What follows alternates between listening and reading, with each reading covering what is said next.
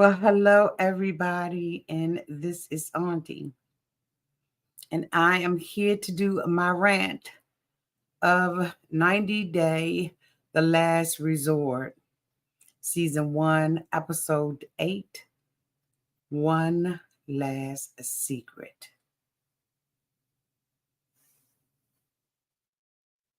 Everybody needs a sweet old auntie.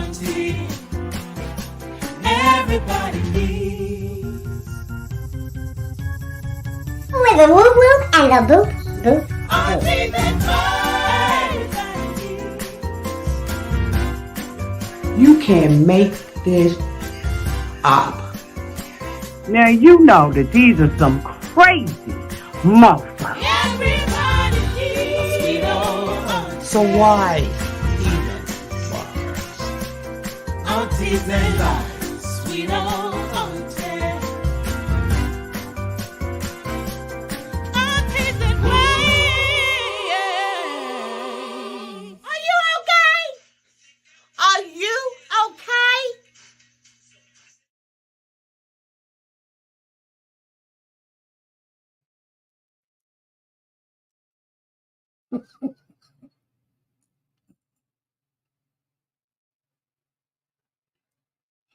Well, hello, everybody, and welcome back. If this is your first time being here, please like, comment, and subscribe to the channel. To all of my new subscribers, thank you all so much for hitting that subscribe button and joining this family. One of the best kept secrets, the YT. And to all of my nieces, nephews, and my members who have been here with me for the long haul, and my new members. Thank you all so much for your continued support. Let me tell you something.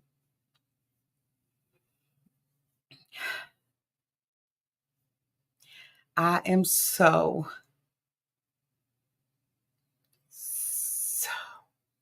happy that Kelly finally went home. Y'all don't even know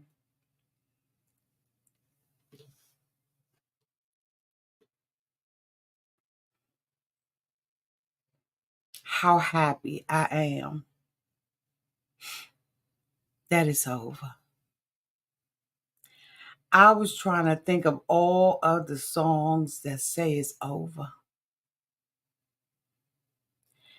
Every song in my repertoire of songs to say it's over. We ain't got to see the crying and the whining, the playing the victim card.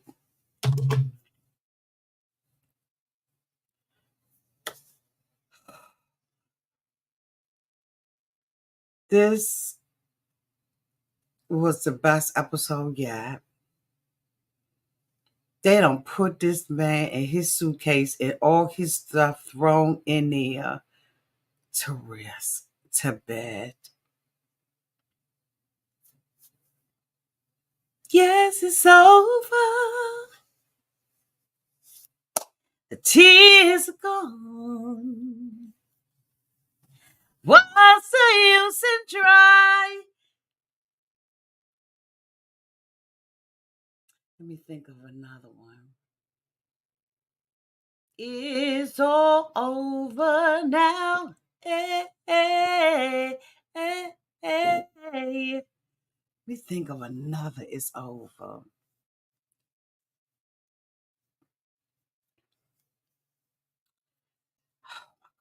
That thing. You know when I'm just like getting a blank.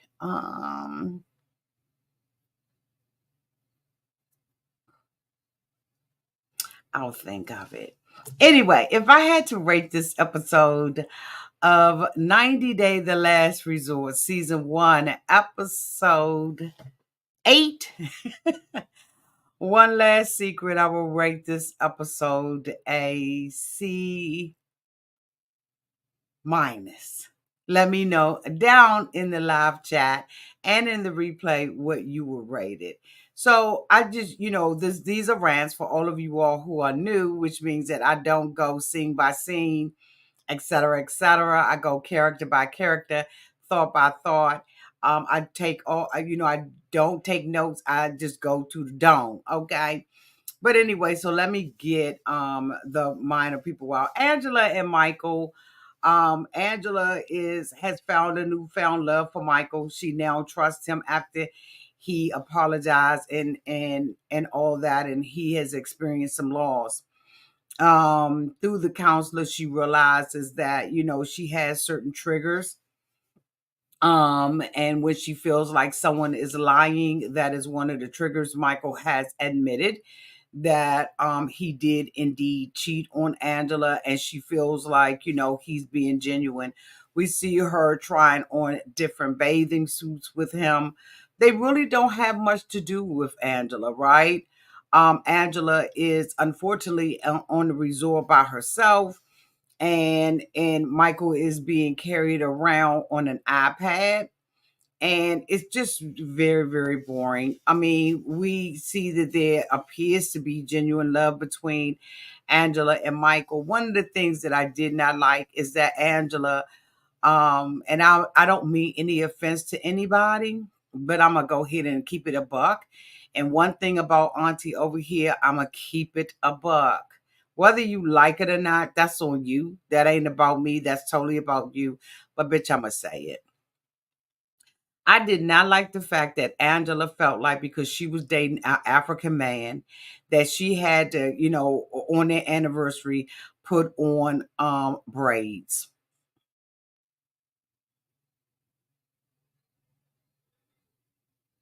I thought that was just so.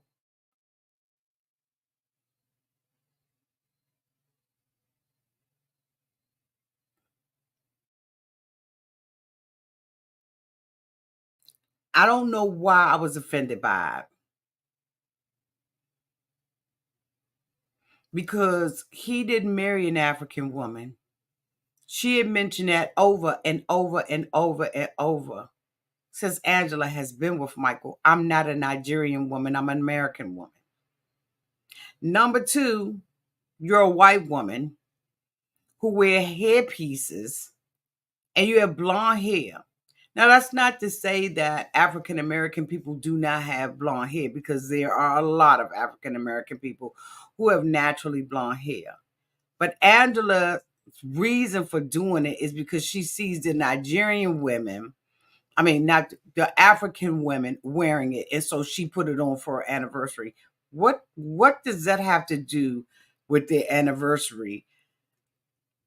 You putting braids on your hair. Did Michael ask for that?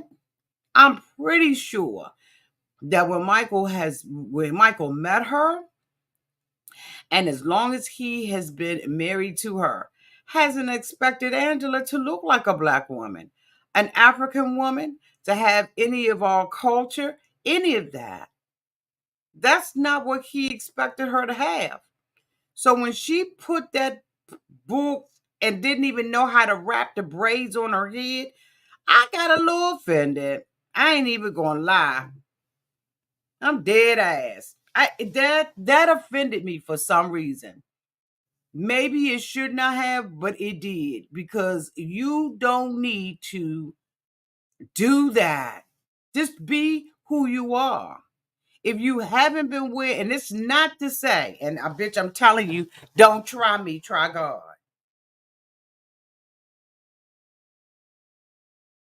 That is not to say that white women or any other woman of any other ethnicity, race, culture, creed cannot wear braids or twists like I have in my hair. That ain't to say you can't do it. That ain't to say that you can't wear them, and that other women don't wear braids in their hair. Because as we all know, there are many women from many walks of life that wear braided hair. So I'm not saying that braids belong to us. What I'm saying is her reasoning for doing it, because I want to wear like all the other African women you're around or that I see, was ignorant. Again, he doesn't expect you to have braids. You didn't come over there with him. I've never seen Angela in all the seasons, 7 seasons, that Angela has been dating Michael or married to Michael. I've never seen Angela not nary a day with braids in her hair and wearing it because this is something that she's true to. I ain't seen it. So why on this anniversary do you have to pick that up? I thought it was ignorant and stupid and spoke volumes to me about how she sees the women around Michael. Next, Jovi and Yara don't have no damn issues. They on this show wasting time. They just talking about, how they like it and how she likes to be pleased, and Jovi's inability to be romantic, to take care of her needs first. Ed and Lydia, he decides to take her somewhere where she wants to be. Right now, he's out of character, right? We're seeing, in my opinion, the real Ed. Ed is taking Liz where she wants to go. He is love bombing her. And the guys had invited him out to a strip club. Kelly had already said that he knew that Ed was going to say something about it, and he did. He used this as leverage to make Liz think that she could trust him, when actually Ed wasn't interested in going anyway. The men allegedly have been rejecting Ed and doing multiple things without him the whole entire retreat. And this one time they decide to invite him, he betrays their trust by trying to act as if he can be trustworthy with Liz. Get the out of here. The next couple that I want to talk about is Kelly and Molly. This is the first time that we have ever seen Kelly sit his ass down and have a decent conversation.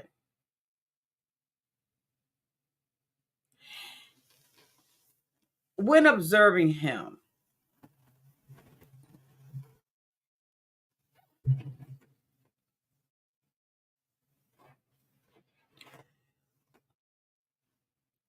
while observing Kelly, he is the type of person, in my opinion, in certain instances, where he's going to sit back and don't say anything and let you be the heavy so that he can remain the victim.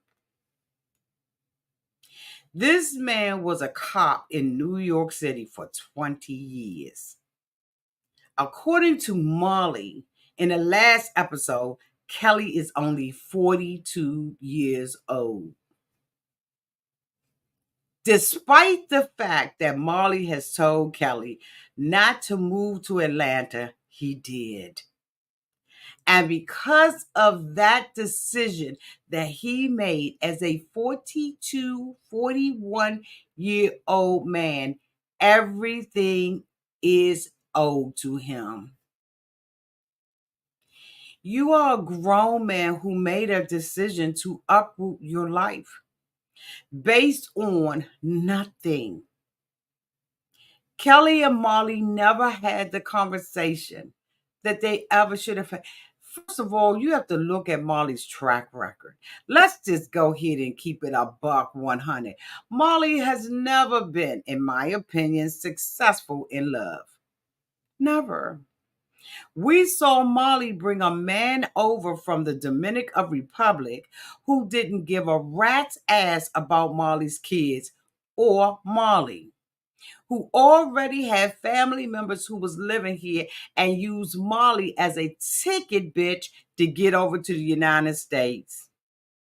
Molly brought a live souvenir home and expected it to be loyal to her, and he wasn't. He treated her daughters like. Now, it appears from just that relationship alone, that Molly allows people to come into her girl's life and don't vet their mother.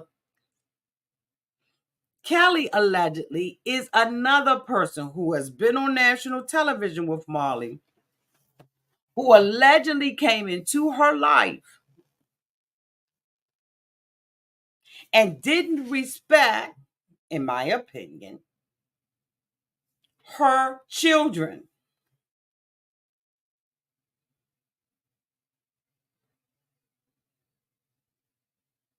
Based on what he saw from Molly and Louise, why would Kelly ever think that moving to Atlanta was going to benefit him with somebody like Molly? Now, I hear quite a bit of people saying in my comment section that I am always defending Molly. No, I understand it from a woman's perspective and not a man's. Second of all, if you know my history with Molly, I drag stuff out of Molly, but I don't even have to justify it because it's my opinion, and your opinion goes either down here in the live or goes in the comment section after the fact. I've never said that Molly was a perfect human being, and she's not. And the relationship that Molly has had with Kelly has been from day one. Molly indicated when they sat with the counselor that Kelly, first of all, she had already said that he was boring in bed. And y'all know women, when we get to be a certain age, honey, you're going to have to be a damn near circus clown. Auntie. Auntie.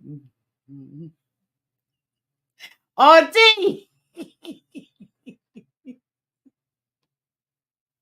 Auntie. Auntie.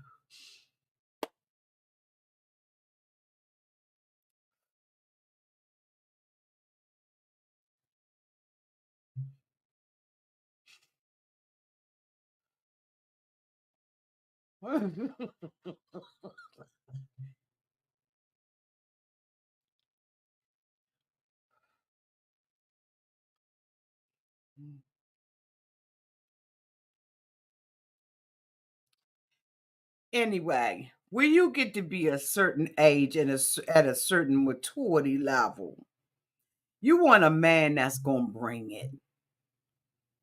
And when I say bring it, bitch, I mean bring it.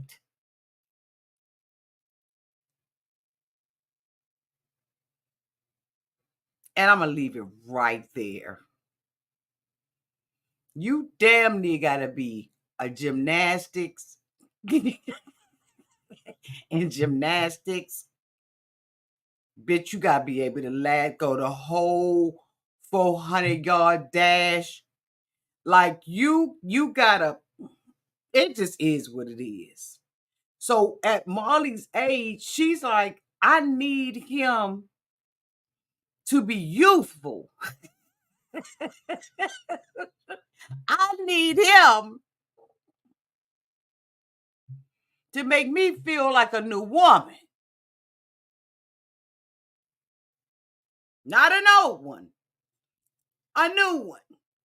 So when Kelly came with the bull and Kelly was not performing, strike number one. Number two, you in front of the TV.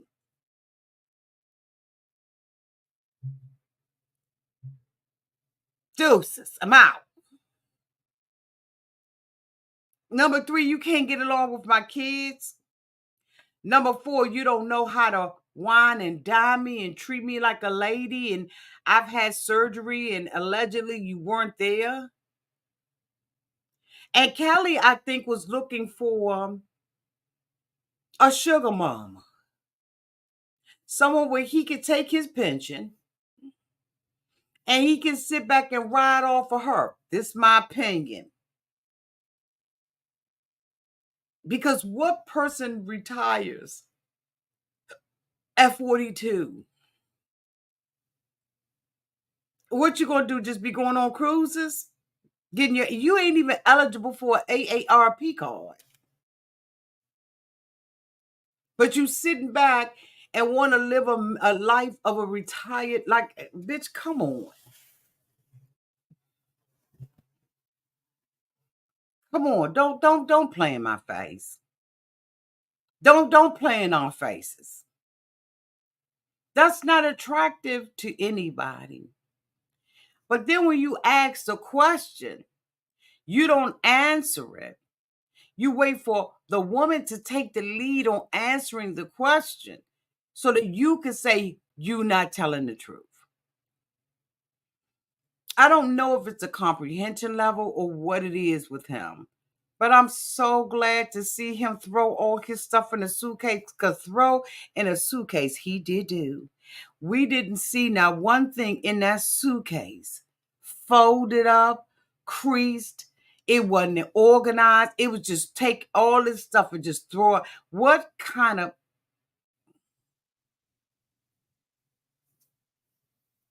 need I say anymore? Bitch, I know y'all saw him taking that stuff and just throwing it in the suitcase.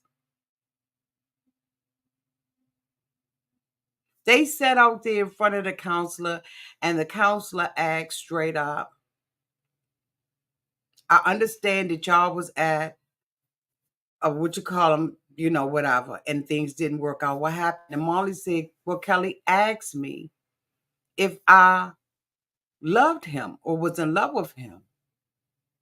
And I said, I love you. I have love for you, but I'm not in love with you, and neither are you with me. Kelly said, no, I didn't. I didn't ask you that. They replayed it.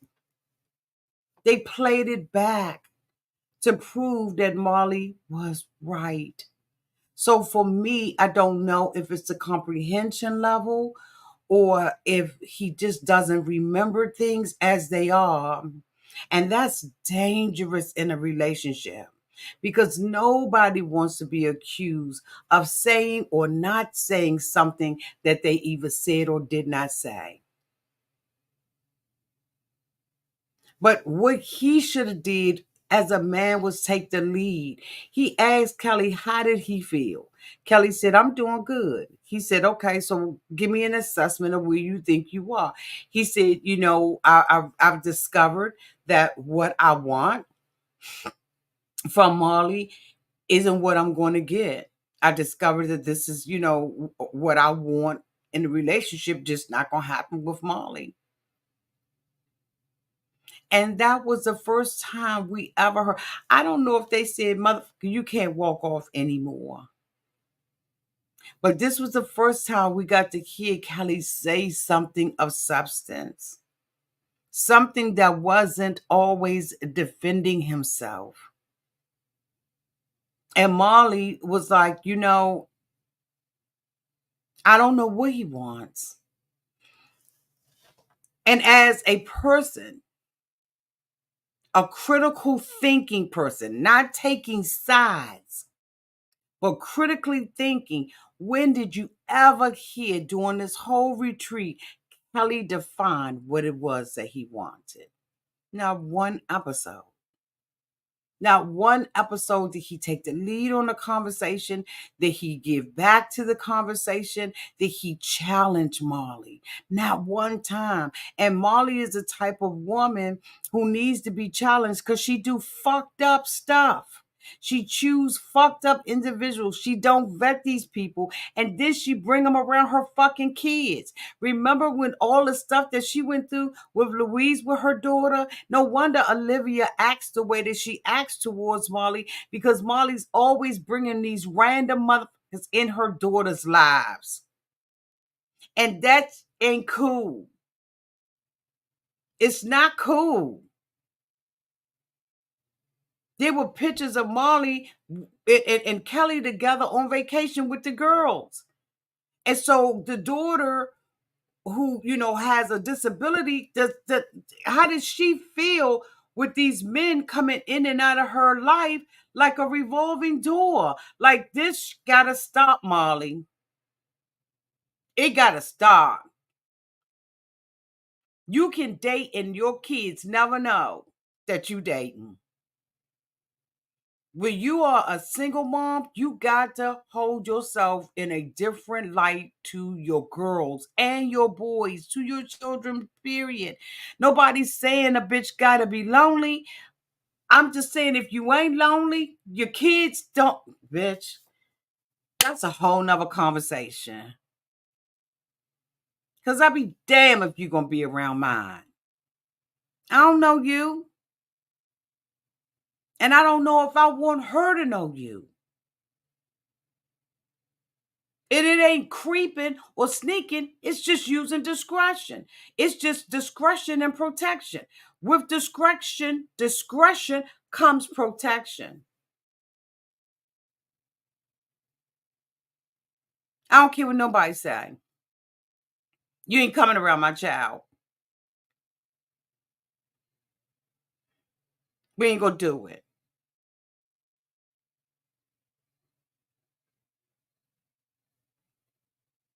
But Molly has no problem with that.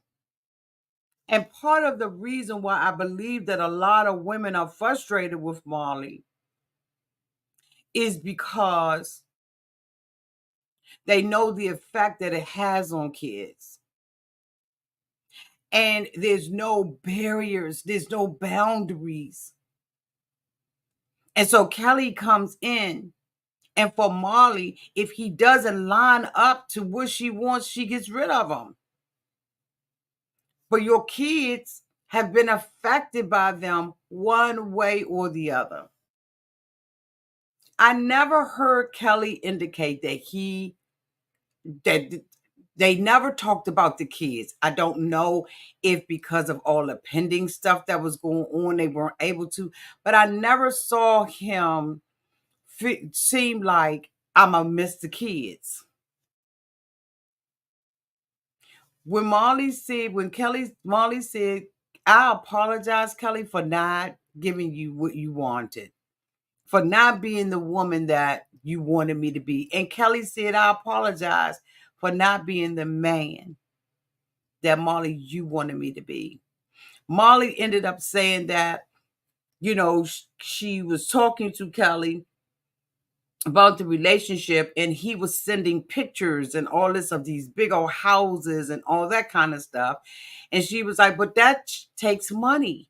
You're retiring. You're going to be living on a fixed income, because whether you have a pension or not, whether you got a 401k plan, whether or not you got any kind of retirement package, once you retire, you are on a fixed income with that.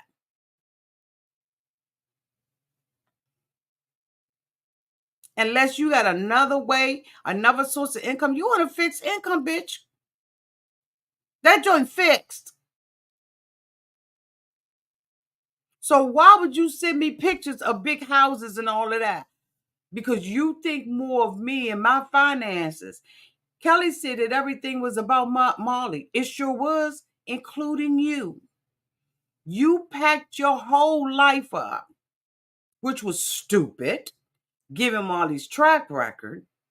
You packed your whole life up and moved to Atlanta with no vision, no plan, but to live with Molly in a big ass house. And it probably be on television.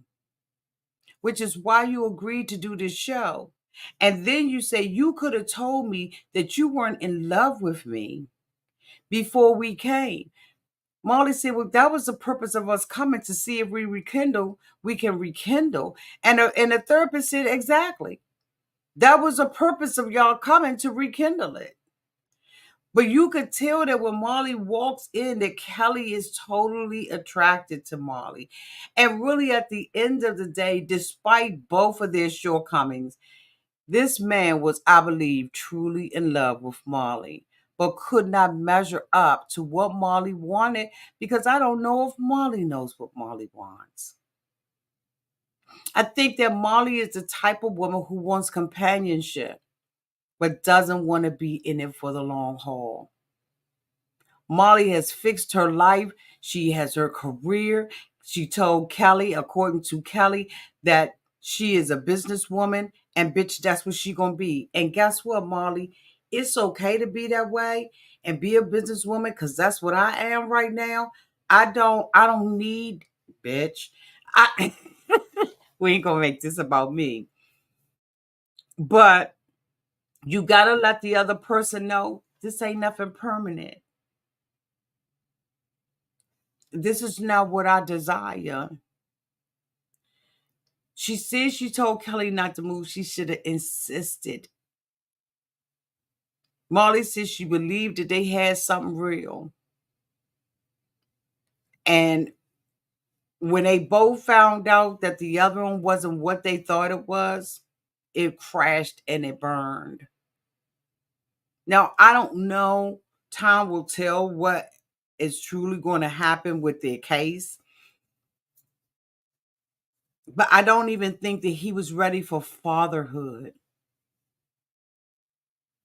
Because coming in and picking up somebody else's issues, because Molly's kids got issues, or let me just say Olivia, was too much for any man who has never raised a child. Kelly has never, from my knowledge, has never been married and never raised a child. Nieces and nephews, bitch, don't count. He walked into something that he couldn't manage. And Molly, when Molly is not satisfied, she gets cold-hearted. This was the first time I saw Molly really show some type of affection. And she said, I loved him. Molly has been numb. Kelly said that he has cried so much that right now he is numb. He said he's never cried over a woman like this. But when Kelly was throwing his stuff in his suitcase and Molly knocked on that glass door, you could see the hope in Kelly's eyes. Bitch, you can't tell me that he wasn't hopeful, that she was changing her mind, that she was rethinking this. Molly was rethinking all of this. I mean, Kelly. He was like, what's up? It was just the look of hope. Molly was like, you leaving? He was like, yeah. So, like, what's up? She's like, I just wanted to walk you out. I don't want you to be mad with me, bitter or angry. Kelly said, she said, I just want to walk you out. Can I help you with your stuff? Molly, you needed to come like 5 minutes sooner, honey, because he took all his and threw it in there. And she said, well, can I walk out with you, Kelly? And Kelly said, yeah, you can walk out with me, Molly. He said, we're not walking down the aisle, but this will be our last walk. That right there let me know. And y'all let me know in the comment section. When Kelly said, we're not walking down the aisle, but this will be our last walk, Kelly loved Molly. And when I saw this, I realized this is really a broken man. I mean, broken. Because despite what Molly wants to admit, Kelly did uproot his whole life for Molly. Retired from his job to be with her. Whatever his intentions was, he did it. He said that Molly never acknowledged the relationship to people outside of them. Kelly, you should have never moved. Because if a woman doesn't validate you, If she doesn't let everybody know and declare to the world that you her man, you not her man. I wouldn't be surprised if Molly was in another relationship. I'm just talking for us old hens. If we don't acknowledge you, if we don't claim you and put a tag on you, I'm talking for the older women, then you not my man. You my friend. Now I don't know how the old girls do it. I mean the young girls do it, because I ain't a young girl no more. But if we don't claim you to our friends, you ain't our man. We can bring you to the cookout. We can dance with you all night at the club. We can have dinners, go to plays, movies, and all of that. But if we ain't claiming you, you ain't the man. And Kelly said that Molly wasn't claiming, never solidified the relationship, never validated him. So he had unrealistic expectations. Because the fact is, she never claimed him.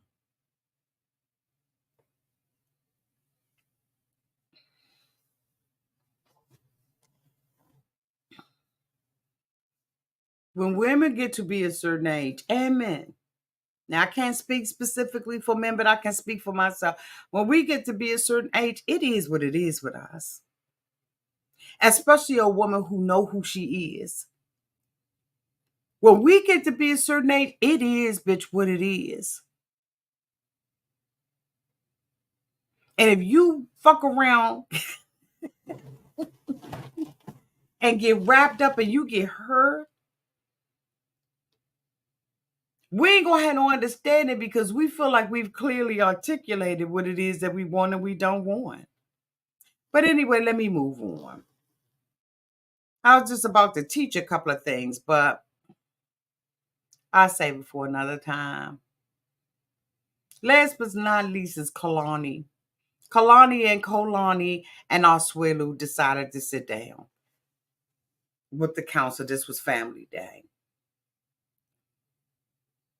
The woman had them doing Jenga and used that to symbolize how to handle things in life. You build things one brick at a time. As you pulling them out, you're trying to balance them. When they fall, it shows the downfall of maybe the relationship, things that happen in a relationship, and then you build it back up brick by brick. So she decided to sit down with Kalani and Asuelu and the sister to talk about what happened in the relationship and why the sister is the way that she is. Well, we discovered from Kalani that not only does she not love him or is in love with him, like Kelly and Molly, but that Asuelu had been cheating on her from the time that they were together. When she first met him on the island. Asuelu went on to say that he had always been taught that way. Kalani said that all of his friends, everybody was cheaters.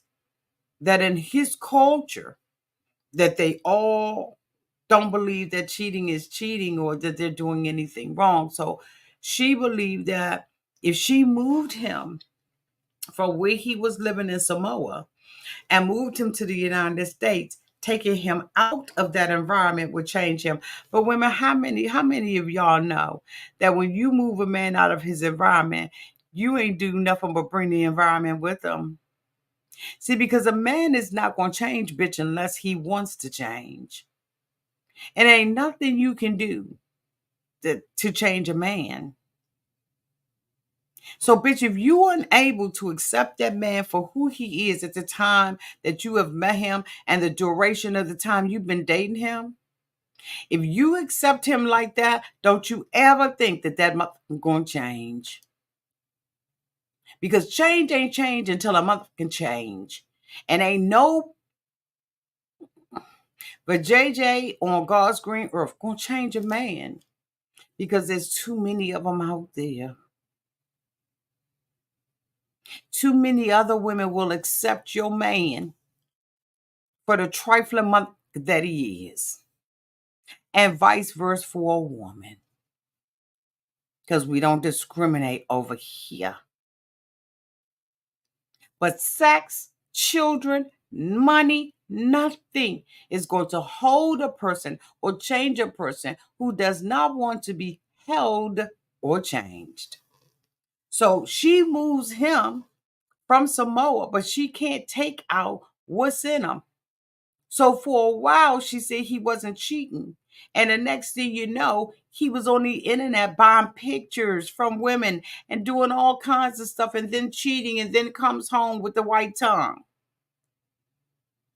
She said that he had been with at least 12 to 15 women. And just by the mere fact that she knew and said that he had cheated with her to up between with bitch.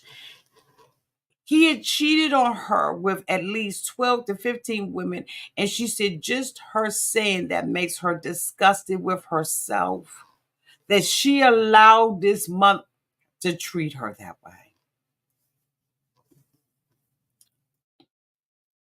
Her sister was disgusted with Asuelu because she knew everything. And Kalani said she told Kalani everything. She realized she told her sister too much.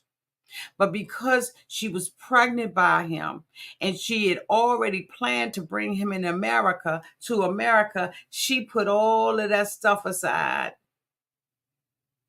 She thought that him getting with her father, a father who ain't never raised him, she thought that him getting with her father, it would change him. That ain't his father. He's already been brought up in a certain with a certain mentality in a certain environment that your love ain't gonna heal him. It's not gonna change Asuelu. So while he did the right thing, he didn't even acknowledge her repeatedly telling him, if you don't stop this, it's going to cause us to not be together anymore. And Asuelu bust out crying and was saying that he was sorry and, he wants to do better and all of that kind of stuff. But what the sister said, Kalani said, it wasn't until she heard him with the hall pass, like he heard her, that he realized what he had done. And he finally got the results he had not been waiting for or anticipating. When he gave Kalani that hall pass, he didn't think she would take it. And when she did, he now has that gut-wrenching pain and hurt of her being with someone else. But up until then, he was sitting up on somebody's damn FaceTime with a white tongue. You trifling mother. But you have to think about what Kalani thought of herself. That she would allow a man, husband or not, to disrespect her in such a way and still bear children for him and still be with him. And now this is why she gets so grossed out, because not only is she grossed out at the fact that he's been with up to 15 women since he's been in the United States, because we're not talking about the women in Samoa. We just talk about the women in the United States. And these are probably the women she knew about. The therapist said that she believes that he has a sex addiction. No, I think he's been raised that that's acceptable to be with multiple women. I don't think it has anything to do with an addiction, because if he saw this all his life, then they expected no less out of him. And that's probably why his mother's so bitter and mean and nasty, because she had to deal with his father probably doing that, and his father's father probably doing that, and his father's father. And so what is he going to instill in his son if he hasn't learned anything? Kalani's done with him because she's done with that part of herself that allowed it. And when a woman get tired, bitch, when we get tired, we're fucking tired. And there ain't nothing you gonna be able to do or say to make us change our minds when we tired. And she's tired. Plus, she got some new peen. New peen always helps for a little while. But even rebound and new peen don't keep us satisfied. I don't know that for myself. I'm just talking about somebody I know, a friend. But that don't keep us satisfied either. Because now we done walked into our grown woman shit. And it ain't nothing like a woman that's walking in her grown woman. Mm-mm. She said, honey, I done got somebody that done satisfied me, that done opened up the world to me. And now, honey, I'm about to walk.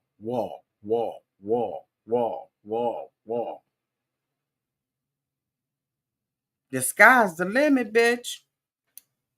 I got a new attitude, a new pep in my step.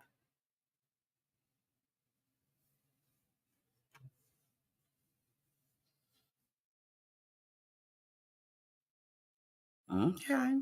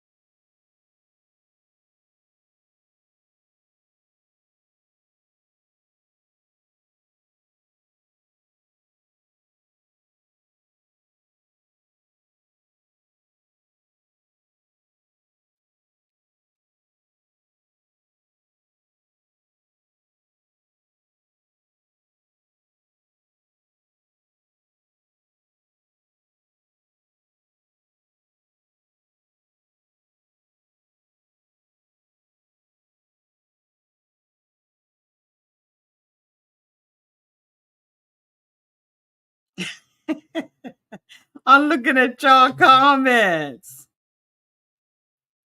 I'm looking at y'all comments. Y'all are going in. And you're right, Yolanda. She was a virgin when she met him.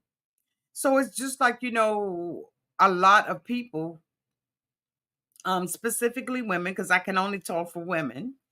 But when you with that first love, it's hard to break up with them. Child, you go through all kinds of stuff with your first love. And for her, this was her first man she ever been with.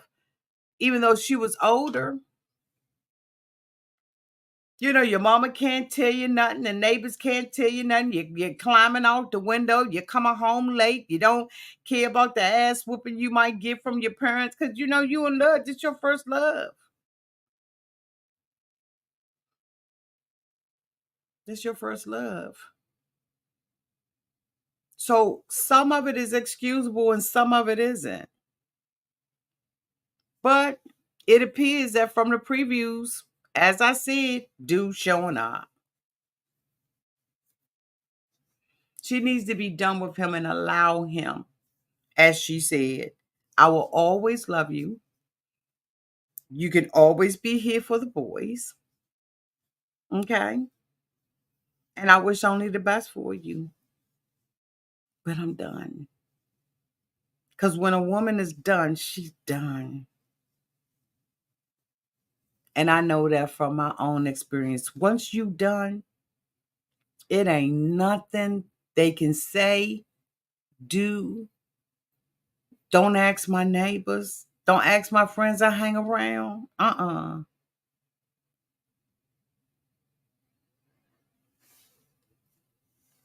Don't do none of that because it's over. And it feels good to be in a position to say, it's over. I'm out. I am out.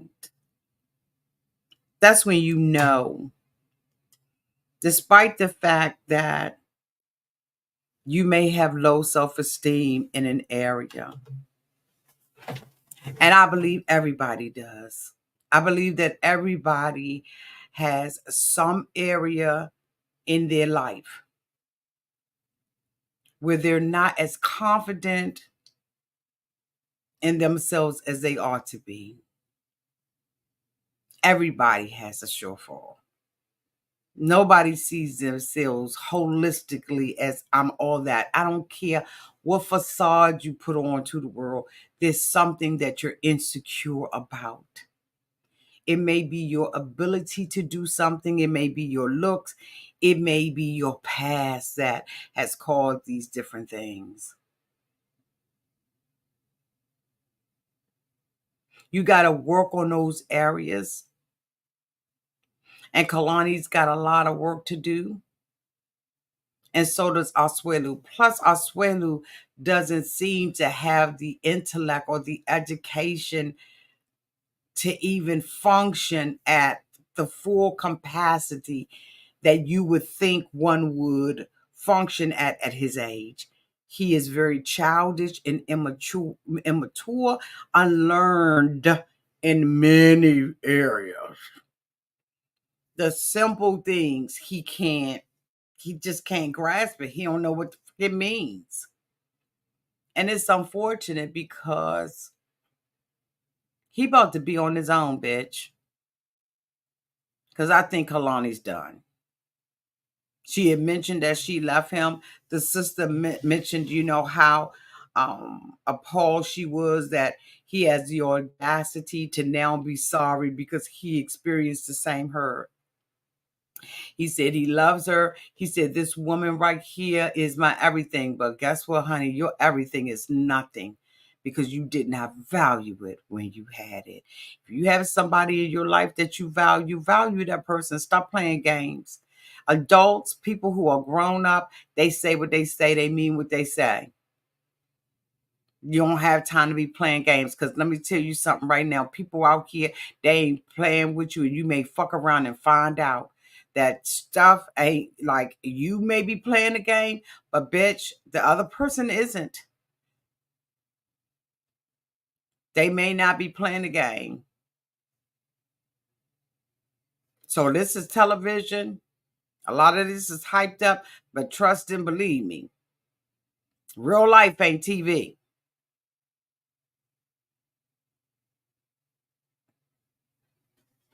Conduct yourselves accordingly.